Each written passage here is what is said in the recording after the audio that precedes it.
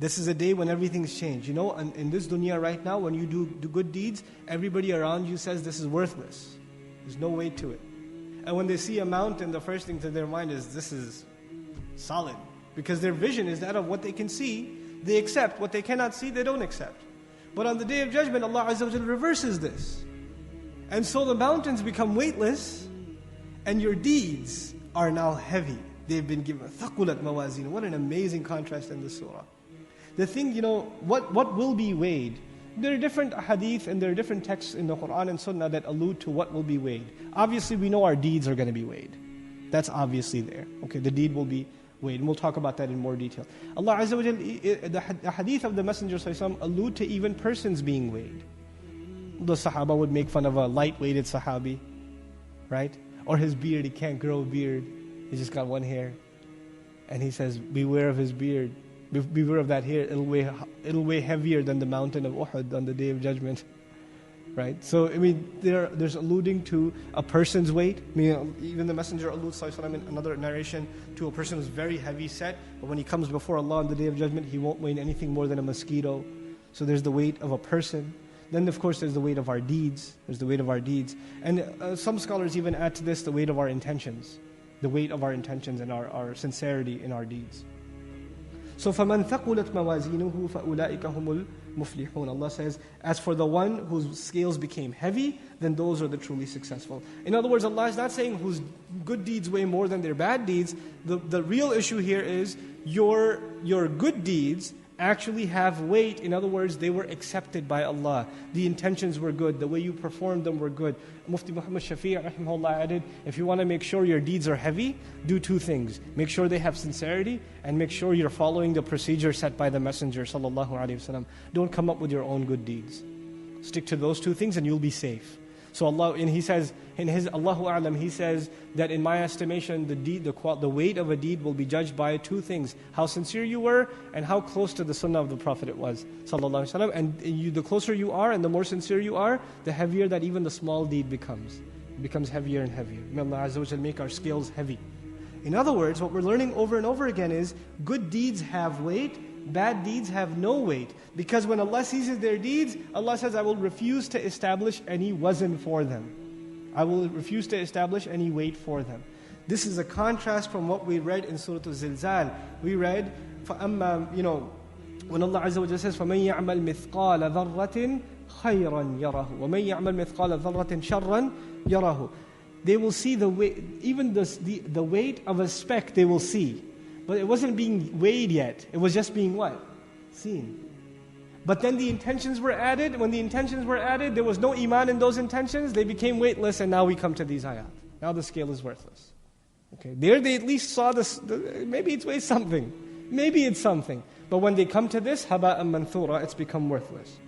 وَمَنْ خَفَّتْ مَوَازِينُهُ فَأُولَٰئِكَ الَّذِينَ خَسِرُوا أَنفُسَهُمْ فِي جَهَنَّمَ خَالِدُونَ. And whosever scales were made light. Now the word, I keep translating scales, but it's those things that are to be weighed also. Because mawzun, the word, if it's the plural of mawzun, it's not just scales, it's the objects that are put on the scale. If those objects themselves are heavy, or if those objects themselves are light, that's part of the meaning of the ayah. So it's the deeds themselves that are carrying weight. Then he says, okay, so if the deeds become heavy, فَهُوَ فِي عِيشَةٍ رَاضِيَةٍ, then he will be in Isha. Now, Isha is different from Hayat. The English translation, Isha, Hayat translated as life. Okay? Isha comes from Aish in Arabic, which means to have a life in which you have no worry of food and shelter. Okay? Any life is Hayat.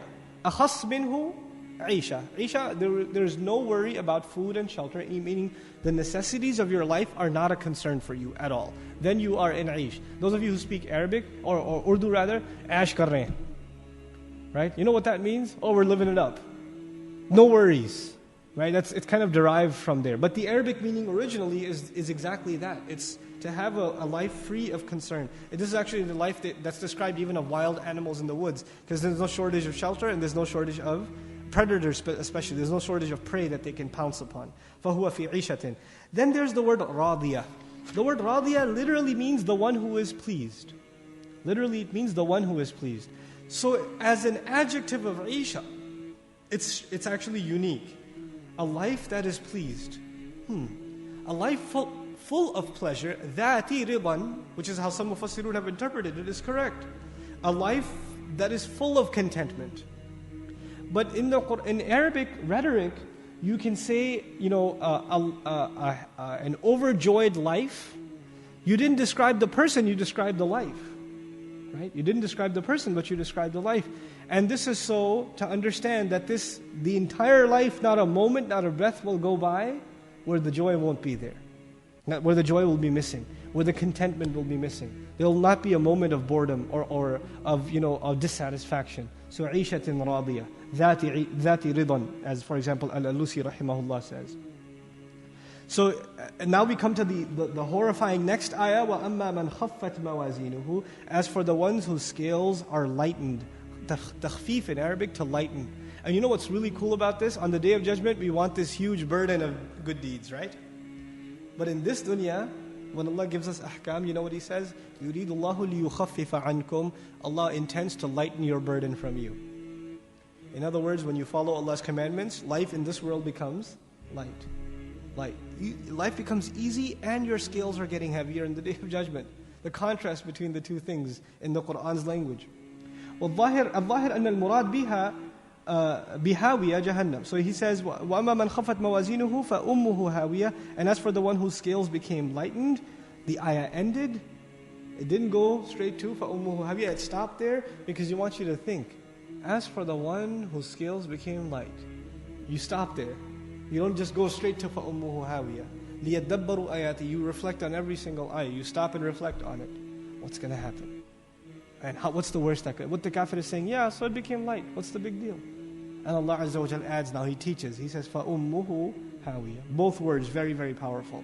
The word hawiyah first. We'll come to which is even scarier second. We'll come to hawiyah first. The word hawi in Arabic comes from huwa, which actually means to fall into a steep canyon.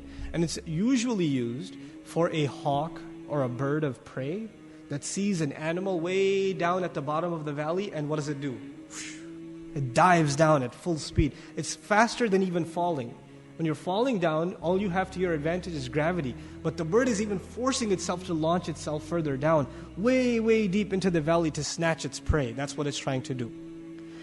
In Arabic idiom, actually I'll tell you the idiom at the end.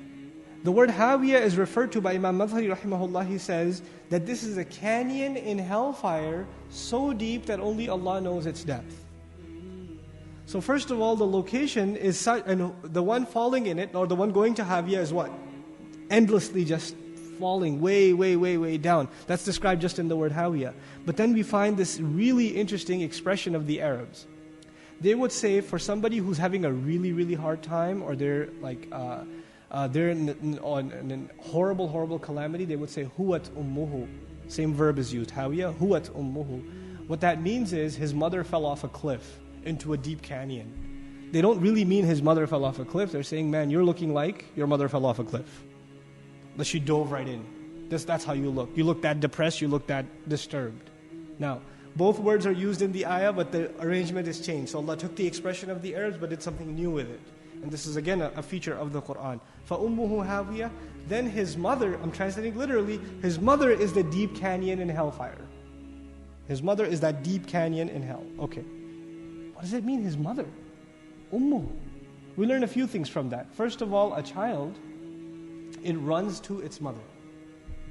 And whether you like it or not, if the person is headed for hellfire, they will run towards it whether they want to or not. Who wants to run to hellfire? Nobody. A child, you don't have to tell them to want to run to their mother. They naturally run to their mother. But on the Day of Judgment, your body will rebel against you. No matter how much you want to run away from it.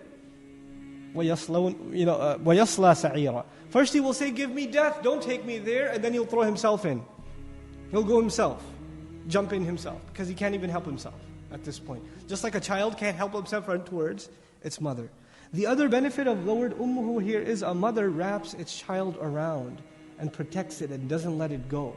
It's the sense of motherhood that she has. And also a mother, when she's carrying the baby, the child is inside and can't come out. He's inside. And you know what this implies? The mother for this person, the role of mother, the hellfire is going to hug him and not let him go.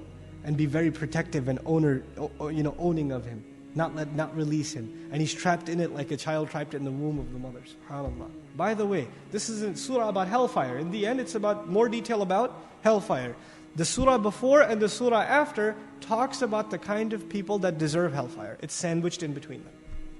The surah before, إِنَّ الْإِنسَانَ لِرَبِّهِ لَكَنُودٌ. The surah after, أَلْهَاكُمُ التَّكَاثُرُ حَتَّى زُرْتُمُ الْمَقَابِرِ. Both of the groups that need to be warned. And in between the two groups, you have a surah that deals with their fate, the hellfire. أي حارة شديدة الحرارة. The word nar, of course, we know is fire. The word hamiyah means intense fire, something that's very, very hot and inflamed. وهو جواب الاستفهام. It's of course the answer to the question ما هي تفسير لهاوية. This is a tafsir of the word hawiya itself. نعت لها وهو من الحمى. This is an adjective of fire, and it comes from the word hima, which means اشتداد الحر. It means the intensity of flame and fire. Of course, we learn from prophetic narrations of the sallallahu alaihi wasallam that the fire of hell is at least 70 times, meaning the fire we have here in the world is one of 70 parts of the fire in hell and its intensity. May Allah Azza wa Jal protect us from it. And Al-Qamus, it even says, Humiya Shams, meaning the sun's flame is called hima also. Its intensity is called hima also at that place. Not the one that reaches us, but the one that's over there is called hima also. So with that, inshaAllah ta'ala, we conclude. I want to just mention one or two things about the coherence of the surah and how it's tied, the beginning of it is tied to the end of it. Allah Azza wa Jal scared us in the beginning with the word Al-Qari'ah. He scares us more at the end with the words Narul Hamiyah. He opened the surah with a question and an answer. وَمَا أَدْرَاكَ مَا الْقَارِعَةُ. He closes the surah with a question and answer. وَمَا أَدْرَاكَ مَا هِيَ نَارٌ حَامِيَةٌ. So the beginning is rhetorically tied to its own conclusion.